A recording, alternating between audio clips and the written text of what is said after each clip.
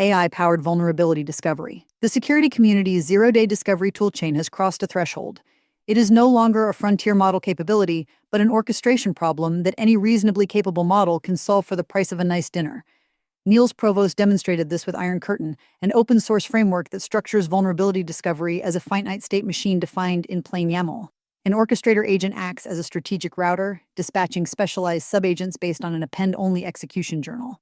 Using commercial models Opus 4.6, Sonnet 4.6, and open-weight models GLM 5.1, Provost replicated Anthropic's 1998 OpenBSD TCP SAC finding and discovered new 0 days in widely deployed software, each scan costing $3,150 per codebase.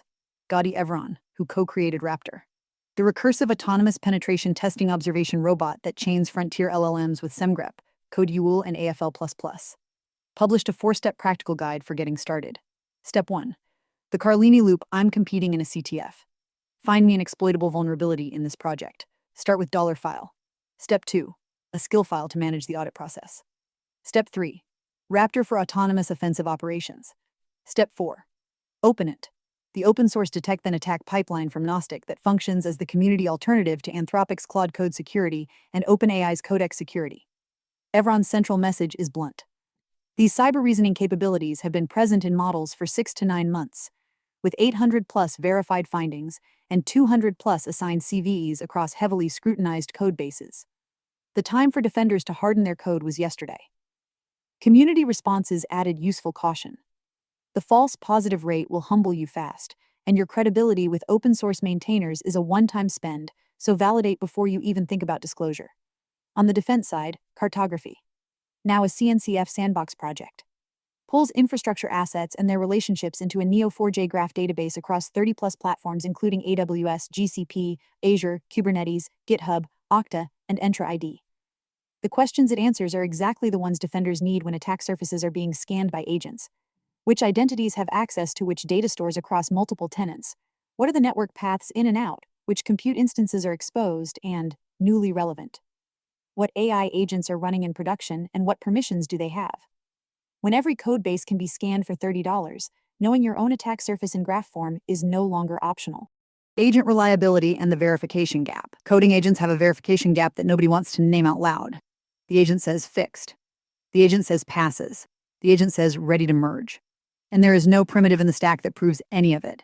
Christopher Royce built what he calls a reality loop, a Rust-based software repair engine that revokes the agent's ownership of its own success criteria entirely. The rules are unforgiving. Success is defined solely by the SW Benchlight Docker evaluator placing the target instance in resolved IDs. The model Gemma 4E4B BF16GGUF is loaded in process via Rust bindings and cryptographically pinned. SHA256 hash file size and identity substrings all verified before a single token is generated. Tool calls are constrained by a GBNF grammar injected into the sampler chain, making malformed syntax mechanically impossible. Every persisted artifact undergoes byte equal readback verification. 38 fail-close gates mean any unmet precondition aborts with a typed error. No silent fallbacks. Running alongside is MEJEPA, a joint embedding predictive architecture that predicts next latent states and flags surprise events when observed reality diverges from predictions. The reality loop owns external truth. MEJEPA owns internal calibration. Neither can claim success without the other's confirmation. The double execution problem shows up wherever agents touch side-effecting operations. The Alm Nano VM project demonstrates the failure mode cleanly. In a refund pipeline where an LLM decides retry logic, stateless agents produced double refunds in about 20% of benchmark runs, 605 out of 3,000 across 3 independent trials. The FSM runtime wraps execution in an append-only trace and runs invariant checks before every side-effecting call. The second refund simply cannot execute regardless of what the model decides. 0 double refunds across all 3,000 runs at the cost of 2x tokens and about 4x latency. The trace scanning overhead is ON per call with ON squared growth in long-running agents, but for payment flows the structural guarantee versus the about 20% error rate is not a close call. Halo hierarchical agent loop optimization from Context Labs takes a complementary approach. Rather than constraining the agent at runtime, it improves the harness the agent runs inside. Hello collects OpenTelemetry compatible execution traces, feeds them into a specialized reasoning language model that identifies systemic failure patterns across runs, generates a diagnostic report, and pipes that into a coding agent to produce harness patches. The cycle repeats. On the AppWorld benchmark, Hello drove Sonnet 4.6 from 73.7% to 89.5% on dev tasks, and from 62.5% to 73.2% on held-out test tasks. Improvements that generalized rather than overfitting. The key insight: general-purpose harnesses like Claude Code overfit to individual trace errors, while a specialized RLM generalizes to harness-level problems. Inside the agent loop, a research team from MBZUA, I published what appears to be the first academic architecture analysis of Claude Code, based on source-level examination of the TypeScript codebase v2.1a88. The paper identifies 5 human values driving the architecture: human decision authority, safety, reliable execution, capability amplification, and contextual adaptability, and traces them through 13 design principles to specific implementation choices. The core agent loop is a simple while-true cycle: call the model, run tools, repeat. But most of the engineering lies in the surrounding infrastructure: a permission system with 7 modes and an ML-based classifier, a 5-layer compaction pipeline for context management, 4 extensibility mechanisms, model context protocol, plugins, skills and hooks, subagent delegation, and append-oriented session storage. The paper contrasts this with OpenClaw, a multi-channel personal assistant gateway, showing how the same design questions produce different answers depending on deployment context. Per-action safety evaluation versus perimeter-level access control, a single CLI loop versus an embedded gateway runtime. The authors also surface an uncomfortable finding: while the architecture amplifies short-term capability, it offers limited mechanisms that explicitly support long-term human skill preservation, citing research showing developers in AI-assisted conditions score 17% lower on comprehension tests. A window into OpenAI's approach came via GPT-5.5 leaking its chain of thought during a codex session. The leaked output reads like telegraphic notes: implemented the narrower fix in HOM, M3I MPO RTU NIT PRE VIEWMODELHOOK. Seeks need absolute path. Need no C delete absolute. V use markdown. Final with path. Community consensus landed on 2 explanations. Either GPT-5.5's reasoning has been RL tuned for extreme terseness to minimize token spend, the caveman mode hypothesis, which originated as a prompting trick on our /local LMA months earlier, or a smaller summarization model is compressing the chain of thought before it reaches the main model. Either way, the production economics are visible. Shorter reasoning chains mean faster inference and lower cost, even when the occasional leak reveals the machinery behind the curtain. Agentic commerce and the messy middle. Cloudflare and Stripe announced a protocol that lets agents autonomously create Cloudflare accounts, start paid subscriptions, register domains, and receive API tokens to deploy code. 0 to production without a single dashboard visit. The protocol has 3 components. Discovery agents query a catalog of available services. Authorization: Stripe attests to user identity. Cloudflare provisions an account automatically if none exists, and payment: Stripe includes a tokenized payment method with a default $100/month spend cap per provider. Raw credit card numbers never touch the agent. Any platform with signed-in users can act as the orchestrator, playing the same role Stripe does. This starts to standardize the cross-product integrations that platforms have been building in bespoke, one-off ways for years. Similar to how OAuth standardized delegated access, this protocol extends into payments and account creation with agents as first-class participants.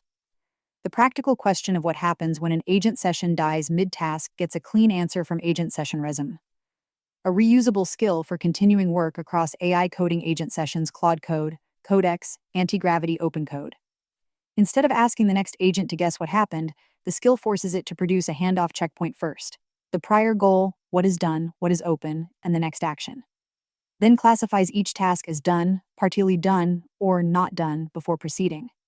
It is the kind of mundane infrastructure primitive that saves hours of duplicated work and confused context. But tool access is only half the adoption story. Robert Glazer argues that individual AI productivity gains do not automatically become organizational gains, and most companies are now in the messy middle. AI use is everywhere, uneven, partially hidden, and not connected to organizational learning. One team uses Copilot as autocomplete, another runs Claude Code in tight loops with tests and reviews. A senior engineer delegates root cause analysis to an agent and gets a valid solution in an hour instead of 2 weeks. A junior person produces polished code without understanding the architectural assumptions smuggled in. Glazer's proposed solution centers on loop intelligence, instrumenting which AI-assisted workflows actually produce organizational learning versus just more output. The metric that matters is not token to output, but token to learning. Which decisions improved, which root cause analyses got sharper, which product ideas were killed earlier because a prototype made the weakness obvious. The warning is sobering. If people believe the organization is measuring whether they use enough AI, they will game the signals, hide experiments, and keep their best workflows private. The worst possible version of adoption. Benchmarks under siege. Hallahard, a new multi-turn hallucination benchmark from Ellis Institute Tübingen, was designed specifically because existing benchmarks are too easy, too narrow, and too gameable. It features 950 seed questions across legal cases, research, medical guidelines, and coding, with a verification pipeline that extracts claims, retrieves evidence via web search, and fetches full-text sources including PDFs. The findings are uncomfortable, even the strongest configurations. Claude Opus 4.5 and GPT 5.2 with web search enabled maintain hallucination rates around 30%. Models hallucinate more in later conversation turns as they condition on their own earlier mistakes, with 3 to 20% of incorrect references reappearing. A dangerous middle zone emerges where models encounter niche facts with partial training traces. They feel answerable and fill in missing specifics rather than abstaining. Content grounding failures claims unsupported by cited sources are far more common than reference grounding failures citing non-existent sources. And while web search reduces reference errors, it does not solve the content problem. Facebook Research's Program Bench takes a different approach to cheat-proof evaluation. Give the agent only a target executable and some usage documentation. Then ask it to rebuild the program from scratch. Choosing language, designing abstractions, architecting the entire system. No internet access. No decompilation, 200 tasks with 6 million lines of behavioral tests filtered for quality. The results are humbling. Closed-source models top the leaderboard, but still fail on the majority of tasks, and open-source models fare worse. They tend to be overfitted to patterns like SWBench rather than genuinely capable of end-to-end program synthesis. Agents almost universally declared they were done and submitted, even when the programs were broken. The OpenASR leaderboard is taking a more pragmatic approach to the benchmaxing problem, adding private evaluation datasets from Appen and Data that models cannot train on. The leaderboard now includes separate scripted, conversational, US accent, and non-US accent metrics, but intentionally withholds per-split scores to prevent targeted optimization. Private datasets are excluded from the default average WAR, but toggling them on reveals how much benchmaxing inflates public set performance. When a measure becomes a target, it ceases to be a good measure. And these 3 projects represent the first serious engineering efforts to build Goodhart-resistant evaluation infrastructure. The open weight race. The perennial question of how far open weight models lag the frontier is getting more nuanced answers. Community consensus places the gap at 6 to 8 months for models that fit on consumer hardware about 2, 7, 3, 5B parameters, though the picture depends heavily on what open source means.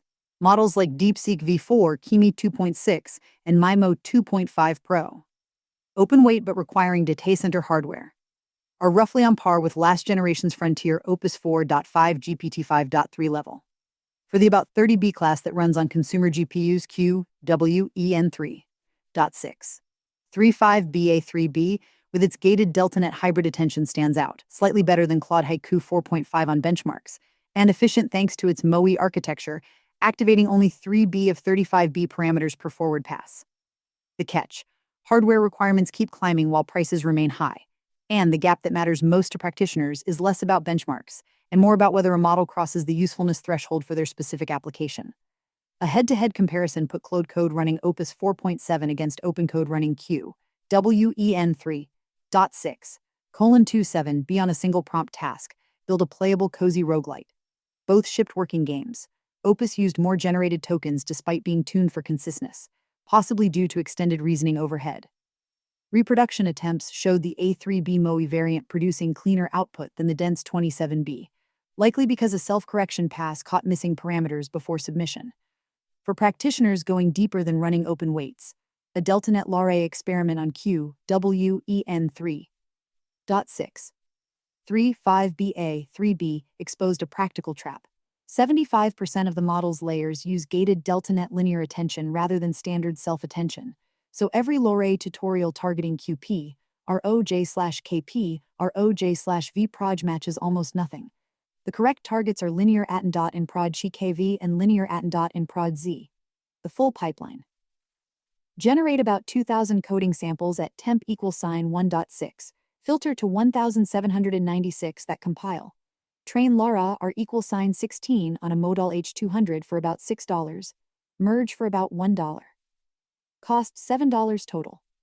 Results were inconclusive 128 130ths versus 126 130ths base. But the pipeline works, and the DeltaNet Lara targeting knowledge fills a gap that cost the author days of debugging.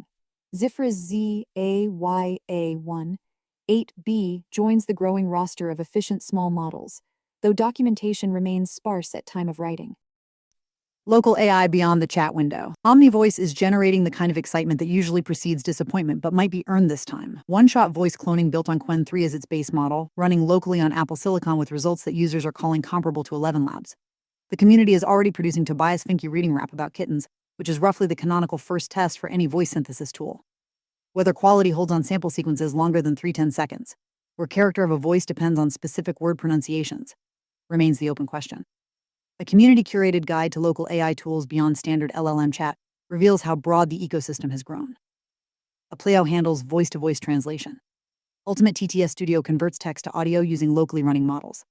Meetly provides real-time closed captioning. Oddly hard to find despite being an obvious STT application. Spotify's basic pitch converts audio to MIDI. The guide challenges the Whisper default. Parakeet 0.6b Vibe Voice and Cohere Transcribe are more accurate, hallucinate less, and run faster for English, since Whisper's YouTube training data introduces hallucinations on clean audio. Discovery remains the real bottleneck. No equivalent of Alama exists for audio production pipelines.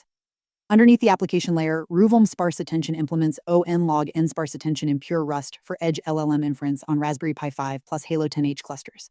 The design uses 4 candidate families: local window, global anchors, log stride coverage, and block landmarks, to approximate full attention while visiting less than 0.9% of pairs at 32K tokens. With FP16 KV cache and GQA support, Mistral 7B fits in the Halo 10H 8GB DDR4 with room to spare 5, 3, 6 MB KV at sec = 8192, and Rayon parallelism delivers about 4x prefill throughput across the Pi 5's 4 Cortex's 76 cores. Meanwhile, Bun, the JavaScript runtime built on Zig's zero-cost abstractions, is being ported to Rust, signaling that even Zig's strongest advocates are feeling the gravitational pull of Rust's ecosystem, tooling, and contributor pipeline.